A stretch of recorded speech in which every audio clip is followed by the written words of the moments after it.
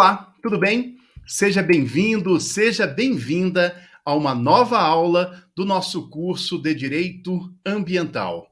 Vamos estudar agora, em um primeiro momento, as competências constitucionais em matéria ambiental. Em seguida, uma análise dos principais princípios do direito ambiental. Vamos juntos? Começando pelas competências constitucionais em matéria ambiental. Quando falamos em competências constitucionais, essa é uma temática comum com o direito constitucional. Contudo, faremos a análise à luz da nossa disciplina, à luz do direito ambiental. Por isso é um recorte dessa discussão. E falar em competências constitucionais é, fundamentalmente, discutir as competências, as atribuições dos entes federativos em matéria ambiental. Quais são as competências da União, dos Estados-membros, do Distrito Federal e dos municípios em matéria ambiental? E competências é basicamente uma discussão sobre competências na esfera aqui administrativa ou competência administrativa e competência legislativa. Há uma divisão fundamental: competência administrativa, competência legislativa. Essa é a divisão fundamental para a compreensão das competências constitucionais em matéria ambiental. A competência administrativa, também chamada de competência material ou ainda de competência executiva, e a competência legislativa, igualmente denominada como competência formal ou ainda competência legiferante. Temos aqui os sinônimos e devemos tomar cuidado com eles, justamente porque é nesses pontos que o examinador, via de regra, costuma aqui trabalhar para levar assim dar uma certa complexidade, dificuldade, mas basicamente entender o seguinte: falei em competência administrativa, estou falando também da competência material, competência legislativa ou formal, legiferante. E é o que vamos estudar neste momento, fazendo essa breve introdução dessa divisão fundamental entre as competências. Pois bem, o plano aqui das competências em matéria ambiental em geral. Olha, falei em competências constitucionais, é uma discussão que nós temos aqui no artigo 21, 22, e na área ambiental, que interessa, 23 e 24. 25, fala aqui dos estados, e 30 dos municípios. Para o direito ambiental, é fundamental o artigo 23 e o 24, e daremos ênfase nele.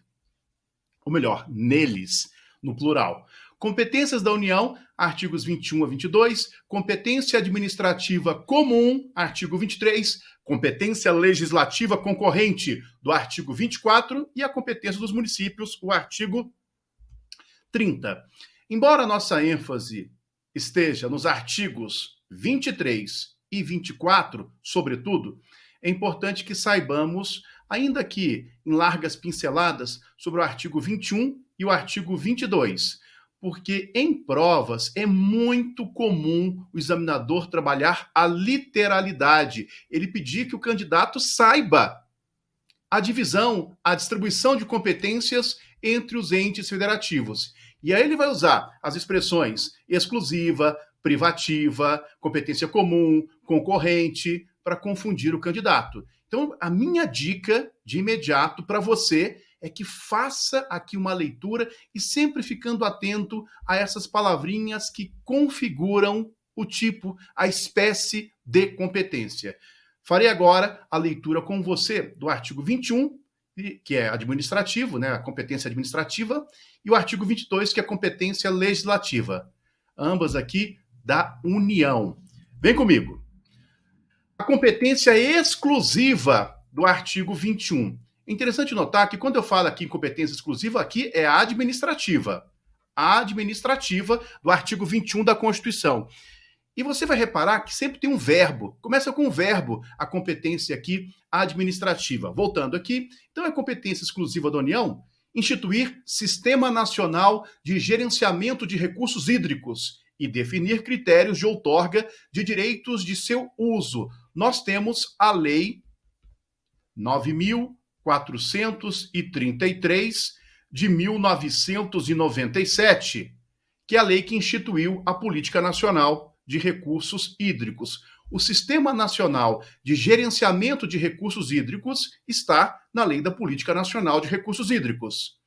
E também a outorga de direitos de uso de recursos hídricos está nesta lei igualmente. Nos artigos 11, 12, 13, 14, 15, 16 e 17, nós temos a questão da outorga, que é um dos instrumentos da Política Nacional de Recursos Hídricos. O que é outorga? Toda vez que você precisa usar água, que vai alterar a quantidade, a qualidade, o regime de um curso d'água, de um poço artesiano, ou ainda derivação, captação das mais diversas possibilidades que estudaremos ainda, temos aí a necessidade da outorga de direitos de uso de recursos hídricos. Esta outorga é uma autorização. Então, eu sou aqui um empreendimento.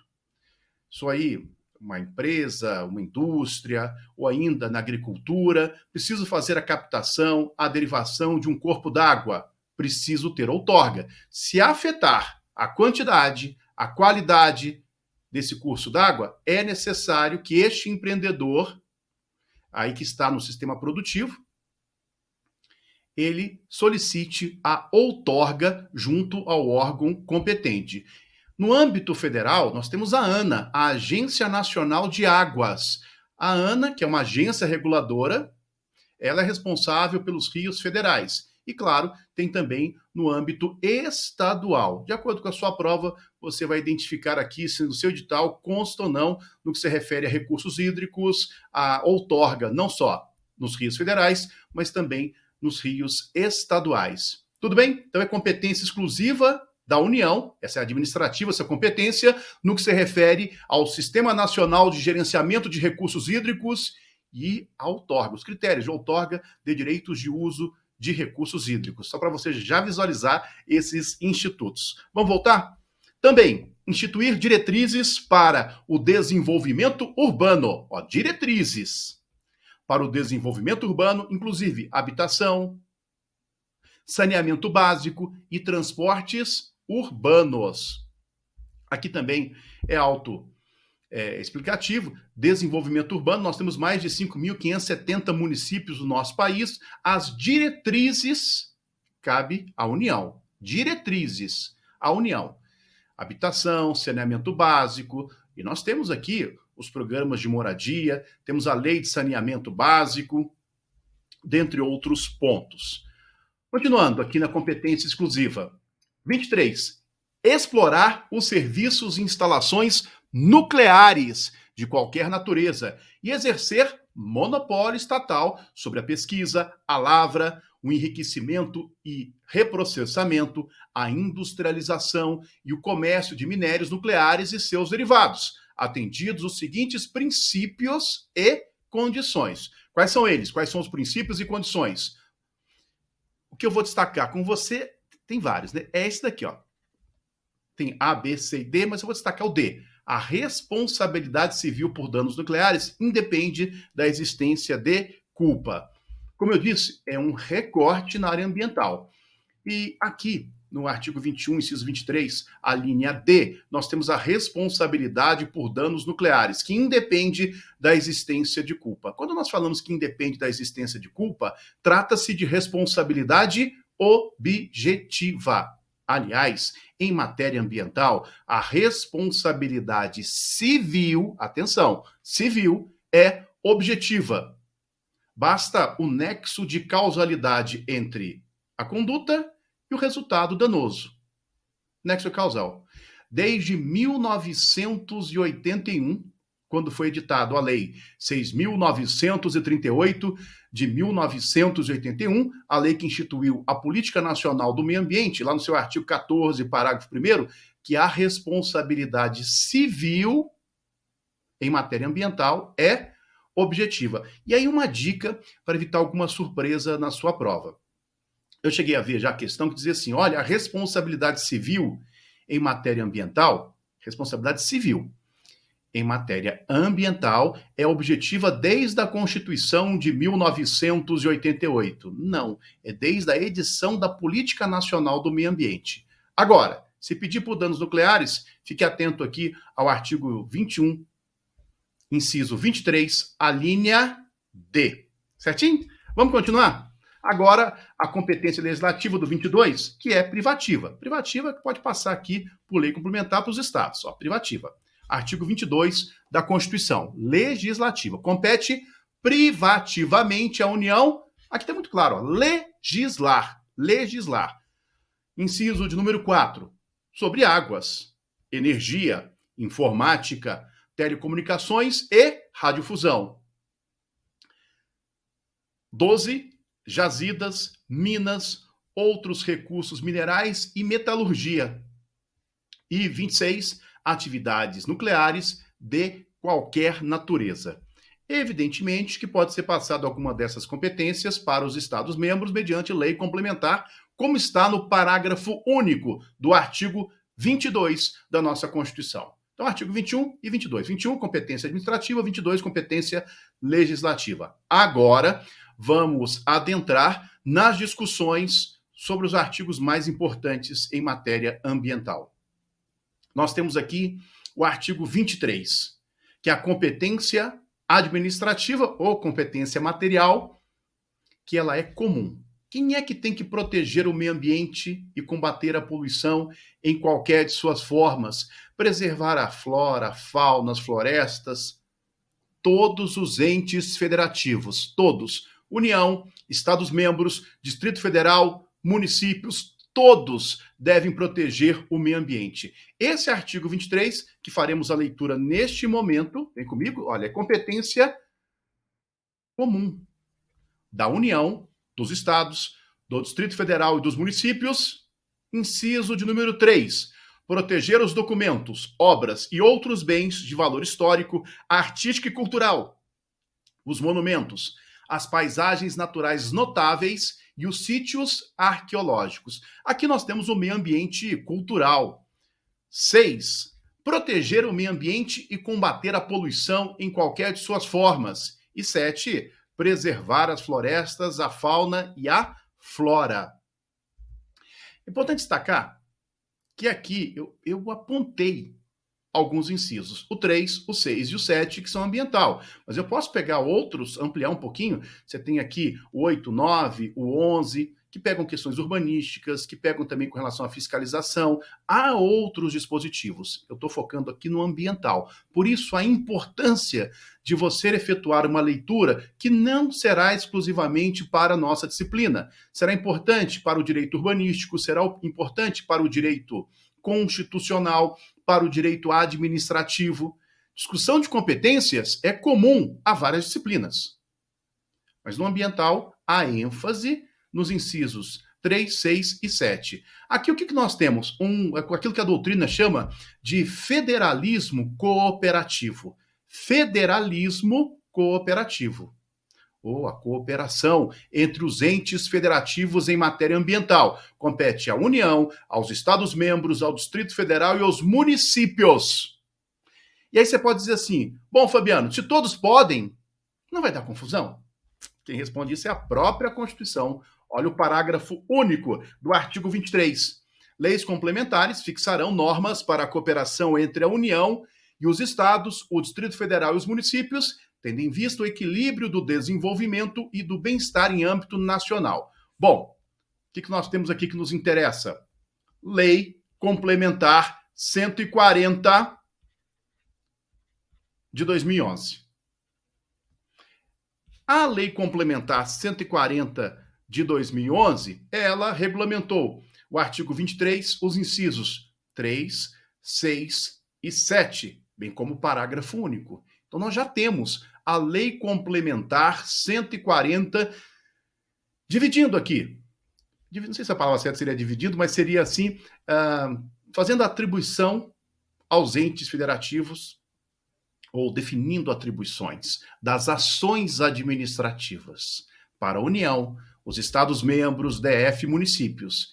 Inclusive, essa Lei Complementar 140 de 2011, que define as ações administrativas, ela é importantíssima para o tópico de licenciamento ambiental. Teremos aula sobre o licenciamento ambiental quando fizermos a discussão sobre a Lei da Política Nacional do Meio Ambiente, a 6938 de 1981. Um dos tópicos é justamente o licenciamento ambiental de obras, de atividades, de empreendimentos potencialmente causadores de poluição ou de degradação ambiental. Se no seu edital está lá licenciamento ambiental, inevitavelmente Lei Complementar 140 de 2011, que vai dizer as atribuições dos entes. Certinho? Artigo 23, igual federalismo cooperativo. Agora, e o artigo 24, que é da competência legislativa concorrente? Vem comigo. Compete à União, aos estados e ao Distrito Federal legislar. Veja bem, legislar concorrentemente sobre 6. Florestas, caça, pesca, fauna, conservação da natureza, defesa do solo e dos recursos naturais, proteção ao meio ambiente e controle da poluição. 7. Proteção ao patrimônio histórico, artístico, turístico e paisagístico. E 8. Responsabilidade por dano ao meio ambiente. Ao consumidor, a bens e direitos de valor artístico, estético, turístico e paisagístico. Aqui nós temos a distribuição das competências, aqui especificamente, das competências concorrentes. Como é que funciona essa dinâmica da competência legislativa concorrente? Cabe à União editar normas gerais. Essas normas gerais aplicam-se, evidentemente, a todo o país, a todos os entes federativos. A norma geral, ela vai padronizar, ela vai uniformizar, ela vai coordenar toda a dinâmica dessas temáticas. Esse é o papel aqui da edição de normas gerais pela União. Em seguida, os Estados-membros, DF, vão editar aqui as suas leis estaduais. As suas leis estaduais que vão detalhar, que vão pormenorizar. Inclusive está aqui o dispositivo. Olha, no âmbito da legislação concorrente, a competência da União limitar-se-á a estabelecer, olha aqui, normas gerais. E a competência da União para legislar sobre normas não exclui a competência suplementar dos estados. O que é essa competência suplementar? Os estados vão editar leis estaduais detalhando, pormenorizando a norma geral. É claro que a norma geral não pode esgotar. A norma geral, ela traz o quê? As linhas fundamentais. Ela vai trazer os elementos estruturantes, vai coordenar a legislação. Em seguida, os estados vão editar as suas respectivas leis, detalhando, pegando circunstâncias, características. Afinal, somos aqui uma república federativa de âmbito continental. Agora, e quando a União não edita a norma geral? Quando a União não edita a norma geral, os estados passam a ter competência legislativa plena para atender às suas peculiaridades. Veja, se a União não edita a norma geral, os estados passam a ter competência legislativa plena para atender às suas peculiaridades. Vem comigo. Inexistindo lei federal sobre normas gerais, os estados exercerão a competência legislativa plena para atender às suas peculiaridades. Só que aí, aproveitar aqui o parágrafo 4º, a superveniência de lei federal sobre normas gerais não revoga, suspende a eficácia da lei estadual no que lhe for contrário. Rapidamente aqui, um exemplo para você visualizar. Vamos imaginar que o estado X no ano de 2000, Estado X, editou a sua lei estadual exercendo a competência legislativa plena. Por quê? Porque não tem norma geral. Então ele passa a exercer a competência legislativa plena. Passados aí 22, 23 anos, olha lá, 2022, eis que surge a lei federal com as normas gerais. O que acontece com a lei estadual? Suspende ela? Suspende a eficácia da lei estadual no que lhe for contrário. Veja bem, no que lhe for contrário, só no que for contrário. Então, como eu disse, essa é uma discussão comum com o direito constitucional. Agora, vamos aqui àqueles pontos que podem dar algum ruído. Tem que ficar atento que a competência legislativa do artigo 24 é da União, dos estados e do DF. Note que os municípios, o ente federativo município, não está relacionado no artigo 24, no caput do artigo 24. E a pergunta é, Fabiano, então o município não tem competência legislativa em matéria ambiental? Sim, o município tem, não pelo 24, mas sim pelo artigo 30 da Constituição. Olha aqui duas assertivas que podem surgir na sua prova e o cuidado que você tem que tomar. Primeira assertiva, você vai me dizer se está certo ou se está errada.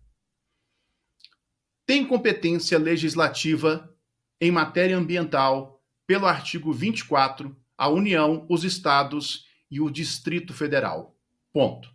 Certo ou errado? Certo. Tem competência legislativa pelo artigo 24, a União, os estados e o Distrito Federal. Está correta essa assertiva. Uma segunda, abre aspas, né? Tem competência legislativa em matéria ambiental a União, os estados, o Distrito Federal e os municípios. Fecha aspas, ponto. Certo ou errado?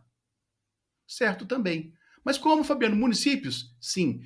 Note que na segunda assertiva eu não mencionei o artigo 24. Ela veio aberta. Olha, tem competência legislativa em matéria ambiental a União, os Estados-membros, o Distrito Federal e os municípios. É isso mesmo. O município tem competência? Sim. Não pelo 24, mas pelo artigo 30 que efetuaremos a leitura em seguida. Então, na sua prova, muito cuidado com a questão do artigo 24. Se mencioná-lo expressamente, aí nesse caso não tem como inserir o município. Agora, se a assertiva vem em sentido genérico, veja o que diz o artigo 30. Compete aos municípios, número 1, legislar sobre assuntos de interesse local. Interesse local. E 2, quero dar ênfase aqui, suplementar a legislação federal e a estadual no que couber. Ora, suplementar a legislação federal e estadual no que couber, neste caso, o que nós temos? A possibilidade de legislar, suplementar a legislação. Então, muito cuidado com a redação que será feita pelo examinador. Vou aproveitar para ler mais duas atribuições aqui, para que possamos fechar esse tópico. Comigo. 8. Compete também aos municípios promover no que couber adequado ordenamento territorial, mediante planejamento e controle do uso, do parcelamento e da ocupação do solo urbano. Olha, ele que vai definir. Por evidente que nós temos o papel da União. Essa questão urbanística, só fazer um pequeno apontamento, ela está no artigo 182 da nossa Constituição, 182 e 183 são artigos da política urbana. Mas o 182 é o que nos interessa, até porque o 183 é sobre o uso capião urbanística. Bom, 182 diz lá que temos que ter uma lei, já existe essa lei, que é o Estatuto da Cidade, a Lei 10.257 de 2001. E tem também hoje o Estatuto da Metrópole, só para que você visualize. Temos a Lei de Parcelamento do Solo, a 6766 de 1979, a Lei de Parcelamento do Solo, que são tópicos de direito urbanístico, especificamente. É claro que no município é ele que vai definir, o município. Avançar. E número 9, promover a proteção do patrimônio histórico-cultural local, observada a legislação e a ação fiscalizadora federal e estadual. Bom, com isso aqui, temos a configuração das competências constitucionais em matéria ambiental. De novo, a questão da literalidade é muito, muito cobrada em prova. Então, fique atento, fique atenta a esse ponto. Feitas as considerações, vamos adentrar agora, ainda tem alguns minutinhos, vamos adentrar agora na discussão sobre os princípios do direito ambiental. Princípios que são as linhas mestras estruturantes de qualquer área do direito. E eu já vou, de imediato, àqueles princípios mais importantes, mais referenciados pela doutrina. Até porque tem doutrinadores que colocam assim, tem um número, eu vou pedir licença, né? Até um número até exagerado, excessivo de princípios, outros um pouquinho mais enxuto. E a questão principiológica, a gente tem que tomar um pouco de cuidado para não ficar inflacionando. Então eu vou trabalhar aqueles que são mais recorrentes ou que têm maior probabilidade, que têm maior chance de serem cobrados em prova. Então, os princípios do direito ambiental. E é claro que há divergências, por isso que eu vou trabalhar aqueles, né, mais comuns em provas e concursos. Começando pelo primeiro dos princípios, que eu acho ele fundamental, que é o princípio do meio ambiente ecologicamente equilibrado como um direito fundamental. O meio ambiente ecologicamente equilibrado é um direito fundamental? Sim, sem dúvida. Um direito fundamental de terceira dimensão, ou, se preferir, de terceira geração. Cuidado que o examinador pode escolher a expressão geração ou a expressão dimensão. A terceira dimensão, você tem a primeira dimensão, os direitos civis e políticos, a segunda dimensão, os direitos econômicos, sociais e culturais, e a terceira dimensão, que são os direitos difusos, os direitos de solidariedade, dentre eles o meio ambiente ecologicamente equilibrado, que é um meio ambiente sem poluição, um meio ambiente com salubridade e rigidez. Esse é um meio ambiente ecologicamente equilibrado na leitura do artigo 225, caput da nossa Constituição. E é um direito fundamental, eu diria o seguinte, que, veja, quanto mais um direito fundamental se aproxima da dignidade da pessoa humana, mais essencial ele se torna. Essa frase não é minha, essa afirmação é de um doutrinador, o nome dele aqui agora, José Adércio aqui, professor da PUC Minas e da Federal de Minas Gerais, se não me engano é dele, essa afirmação, só para dar o crédito corretamente. Quanto mais um direito fundamental se aproxima da dignidade da pessoa humana, dignidade que é o valor, né, axiológico que nós temos na nossa Constituição, mais essencial ele se torna. Ora, sem o meio ambiente ecologicamente equilibrado, como é que eu posso falar em trabalho? Como é que eu posso falar em saúde? Quanto mais um direito fundamental se aproxima da dignidade da pessoa humana, mais essencial ele se torna. E veja o bem ambiental, o bem jurídico ambiental, a essencialidade para a vida em qualquer perspectiva. Por isso, a importância do meio ambiente ecologicamente equilibrado como um direito fundamental. Eu estou verbalizando algumas questões com você, justamente porque em provas, não na primeira fase, não na prova objetiva, mas numa prova dissertativa, no oral, são elementos para você poder ou escrever ou verbalizar para o examinador.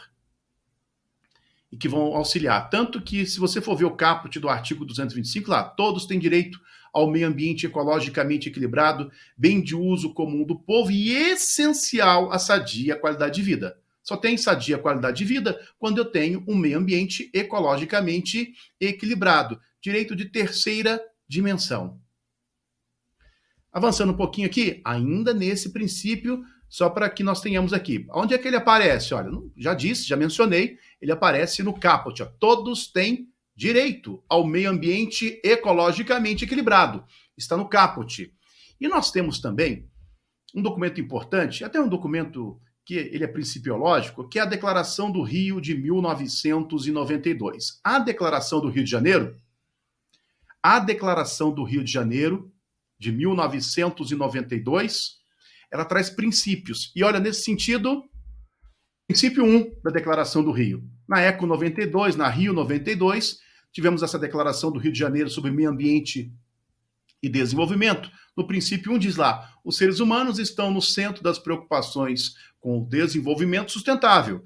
tem direito a uma vida saudável e produtiva, em harmonia com a natureza. Ok? E tem um julgado.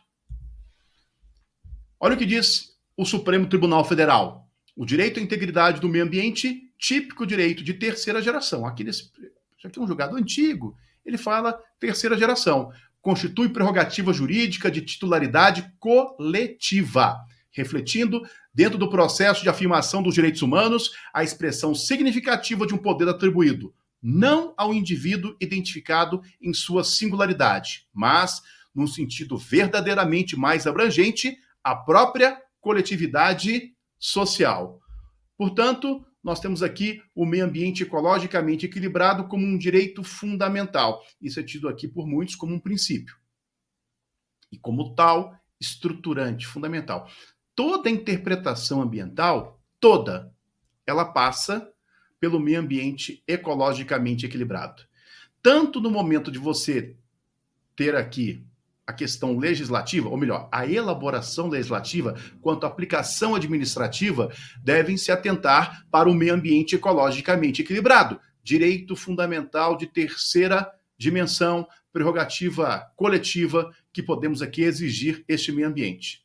Todos têm direito ao meio ambiente ecologicamente equilibrado, é o primeiro princípio, e com ele encerramos esse bloco, convidando você para o próximo bloco, onde daremos continuidade às discussões sobre os princípios do direito ambiental. Está convidado? Vamos aqui para o próximo bloco. Muito obrigado.